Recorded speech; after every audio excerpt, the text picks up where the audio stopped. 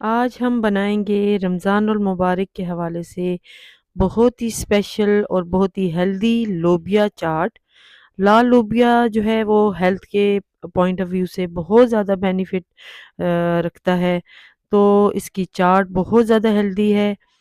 रमज़ानुल मुबारक में आप ज़रूर लाल लोबिया की चाट बनाएं। ये प्रोटीन से भरपूर होते हैं, रेड बीन्स। तो इनकी चाट बहुत ज़्यादा डिलीशियस भी बनती है। आज हम बहुत ही मज़ेदार खट्टी मीठी सी लोबिया की चाट बनाएंगे। तो यहाँ पे ये देखें, मैंने तकरीबन 250 ग्राम लोबिया अच्छे से बॉईल कर लिया है। बिल्कुल ये सॉफ्ट होना चाहिए। आलू जो है आप इसके अकॉर्डिंग ही ले लें, आप जितना लोबिया है उतने ही आलू डाल दें। उसके साथ आपने इमली की खट्टी मीठी चटनी लेनी है। इसकी रेसिपी मेरे चैनल पे मौजूद है। और इसके साथ आपने धनिया पुदीना उसकी जो है आपने दही के साथ चटनी बना लेनी है। तो ये भी बिल्कुल सिंपल वे में आपने इस तरह से धनिया और पुदीना और हरी मिर्चें डाल के चटनी तैयार कर लेनी है।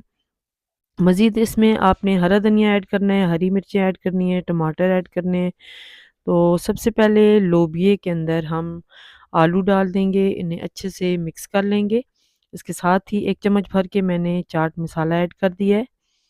अच्छे से मिक्स करने के साथ हम इसमें मज़ीद चीज़ें जो ऐड करेंगे, तो सबसे पहले 1 अदद लेमन को मैंने इसमें स्क्वीज़ कर दिया है।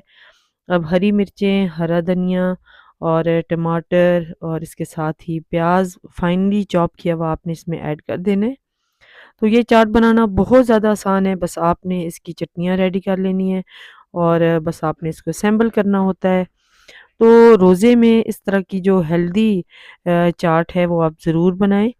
तो आप मेरी इस रेसिपी को फ़ॉलो करके रमज़ानुल मुबारक में, इफ्तार पार्टीज़ में और वैसे घर में इफ्तार के लिए आप इस तरह की चाट ज़रूर बनाएँ। यहाँ पे मैंने एंड पे ऐड कर दिया इसमें भुना कुटा हुआ सफ़ेद ज़ीरा, और ये एंड पे मैंने ऐड किया ताकि इसका टेस्ट बहुत अच्छा हो। तो यहाँ पे मज़ीद थोड़ा-सा ज़ीरा इसी तरह से हाथ पे मैं मसल के इसमें ऐड कर रही हूँ। तो मज़ेदार सी खट्टी मीठी सी ये चाट रेडी है। आप ज़रूर ट्राई कीजिएगा और अपना फीडबैक ज़रूर दीजिएगा। तो यहाँ पे ये देखें, ये चाट रेडी हो चुकी है। अब इसे सर्व कर लेते हैं। तो चाट को एंड पे जो है ना आपने इस तरह से गार्निश कर लेना है धनिये से, ताकि इसकी लुक अच्छी हो जाए। तो लेमन आप इसके साथ ही सर्व कर दें और जो चटनी है उसके साथ इसे पेश करें। तो दुआ में याद रखिएगा। अल्लाह हाफ़िज़।